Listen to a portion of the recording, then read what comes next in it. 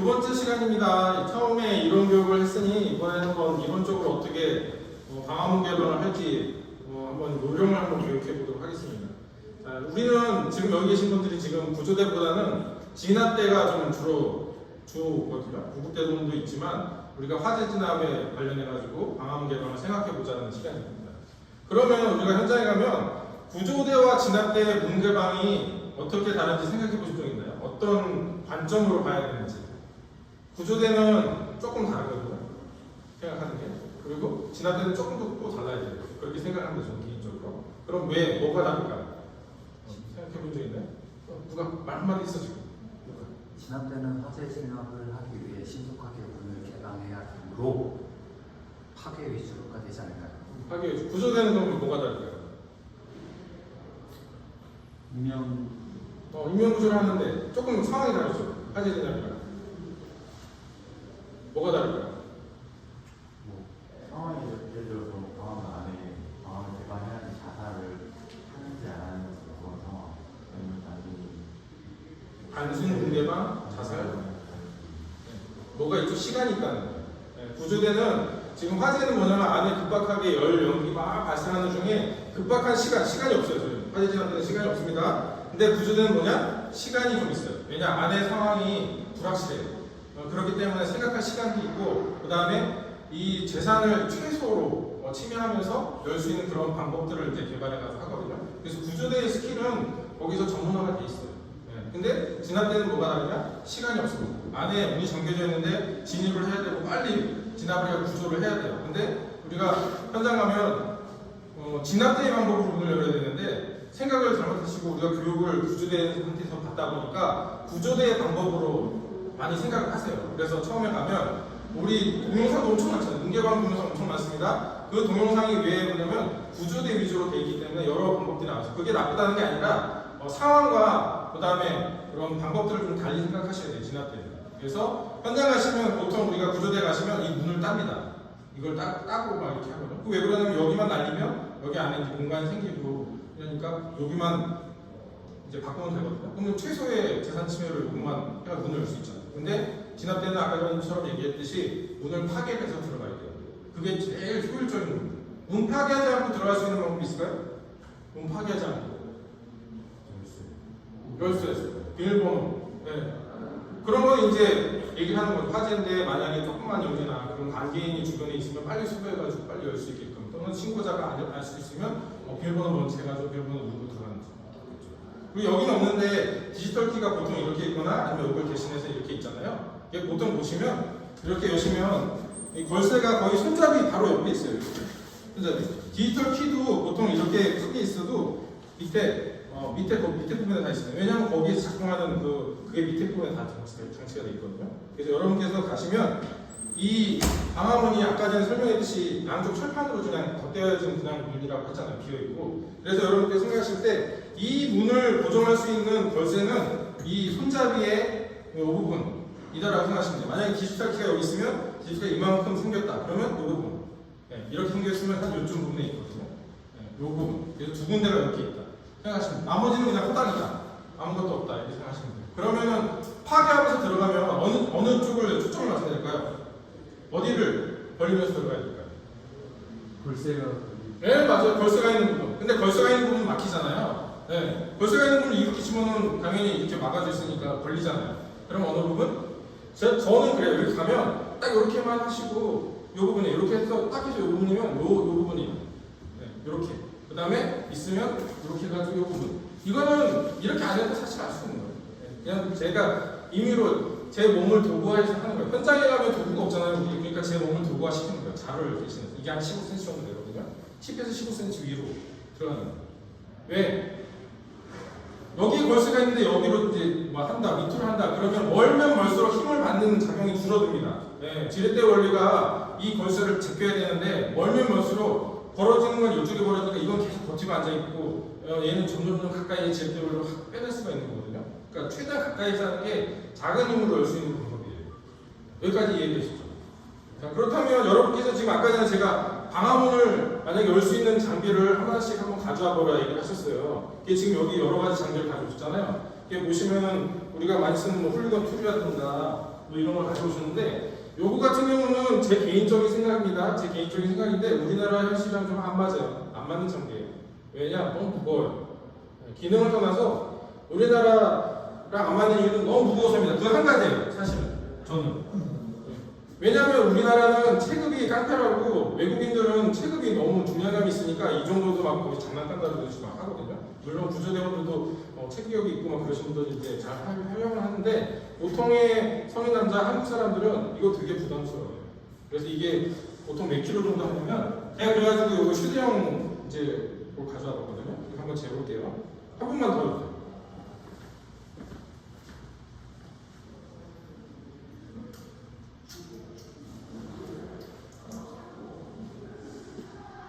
이게 4.7kg, 한 5kg 정도 되거든요. 아령 드신다고 생각하시면 5, 6kg 정도 돼도 굉장히 중량감이 있잖아요. 그래서 그걸로 만약에 여러분께서 현장 가셔서 몇 번만 휘두르다 보면 금방 지쳐요. 한 3번, 4번만 휘두르다 보면 지칩니다. 근데 저희가 현장 가면은 이제 초점을 아까 전에 이걸 날린다고 했잖아요. 그러니까 여기에 허비를 하시는 거예요. 이제 구조대처럼 이제 열려고 여기를 이걸 숫자를 날리고 있는 거예요. 그러니까 그 시간만큼 허비가 되는 거예요. 근데 여기를 지켜야 된다 그걸 항상 명심하시고 그 다음에 여기서 이제 종류들이 많잖아요. 모든 전기를 다 이용하실 수 있어요. 여기 다 이용 못하는 게 없습니다. 다 잘 가져오셨고 이런 것도 가져오셨네요. 자, 이런 것도 가져오셨어요. 그러니까 이런 거는 이제 구조대에서 요거 날리고 요거를 이렇게 돌려가지고 열는 그런 방법이죠. 그래가지고 사실은 이거 하나만으로도 열 수 있어요. 사실은 이거 하나만 좀 시간이 더 걸릴 뿐이지. 근데 우리는 현장 가면 장비를 써야 되니까. 그리고 요거 한번 제가 한번 무게를 재볼게요. 요거 우리 현장 많이 보면 그 지르잖아요. 이걸 잴 수 있어요? 걸릴 게 없어요.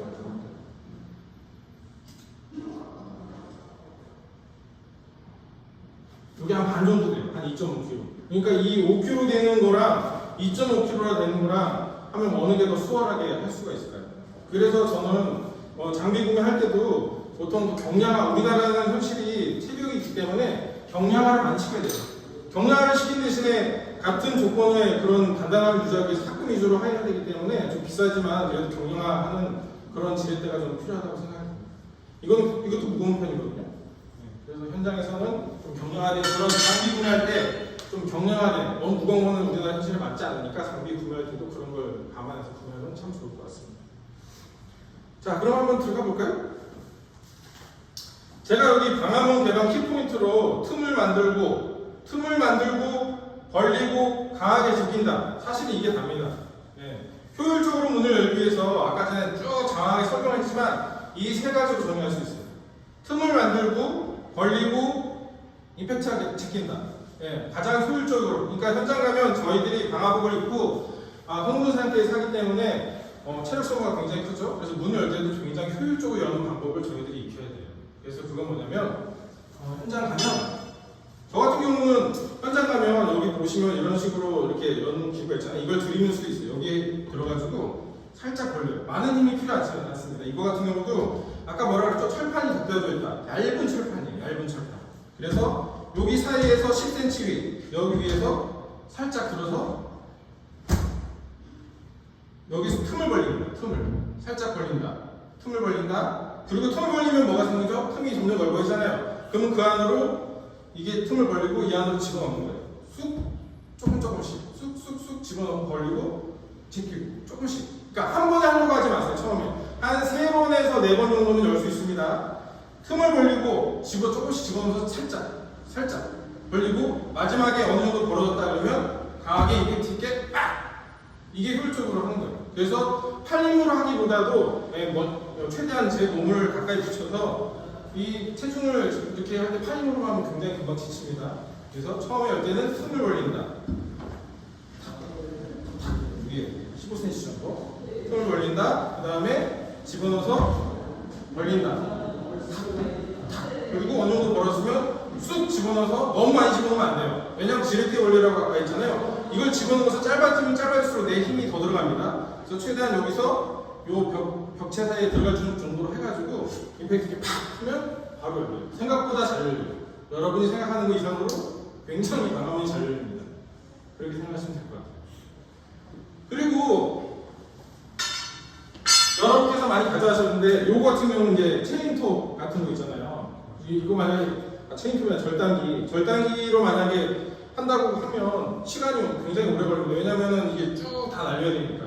예, 그래서 생각보다는 이게 절단기가 효율적인 건 아니에요. 근데 그런 경우가 있어요.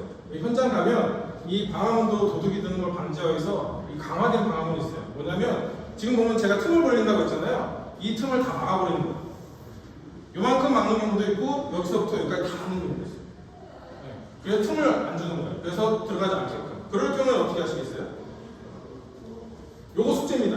한번 생각해보세요. 여러분께서 올라가셔가지고 한번 찾아보세요. 그런 제품이 있는지. 그리고 그런 제품에는 우리가 어떻게 적용해서 문을 열어야 할까. 근데 춘천에서 한 번도 본 적이 없지만 아마 다른 여러 지방이나 뭐 큰 데는 이제 그런 무제품들을 생각해서 이제 다시는 분도 있을 거예요. 요즘에는 창문도 쇠창살 같은 것도 아예 못 열게, 아예 자르지 못하게 그렇게 강화돼서 나온 게 있어요. 현장에. 그게 당황스럽습니다. 안 되니까. 요거 같은 경우도 지금 위에서부터 아래로 만약에 강하게 틈이 없다. 그러면 어떤 방법으로 진행이 돼야 될까? 요건 숙제예요. 한번 서로 올라가실 때 서로 투여해보고 제품을 찾아보시고 이런 경우에 어떻게 해야 되지? 어떻게 문을 열어야 되지? 그렇게 생각해 보시면 좋을 것 같아요. 그리고 문도 지금 이거 같은 경우는 이렇게 덮는 문이거든요. 근데 바로 저 뒤에 있는 문은 안으로 쑥 들어갔죠. 이 쑥 들어가는 문은 솔직히 얘기하면 조금 틈이 생각보다 다릅니다, 이거랑. 그래서 또 다른 또 대응을 해야 돼요. 요 두 가지. 만약에 여기서부터 여기까지 방화문에 틈이 없이 강화된 문이다. 뭔가를 덧대가지고. 그러면 어떻게 열 것일까? 그리고 이것처럼 노출돼서 벽이랑 닫힌데 이건 굉장히 수월해요. 근데 저기처럼 약간 쑥 들어갔다. 이렇게 문이 안쪽으로 가서 문에 이런 턱이 있다. 그러면 아무래도 반경이 제한이 되니까 조금 방해가 되겠죠? 그런 문은 또 어떻게 열어야 할지. 여러분께서 올라가시면 거기에 대해서 한번 토의해 보시고 난 이런 방법이 좋을 것 같은데 동영상 찾아보시면 동영상이 있어요. 네, 한번 찾아보시고 이런 걸 한번 해보시면 좋을 것 같습니다. 그래서 마지막에 이제 질문 사항들을 넣었어요. 이런 걸 한번 생각해 보자고요.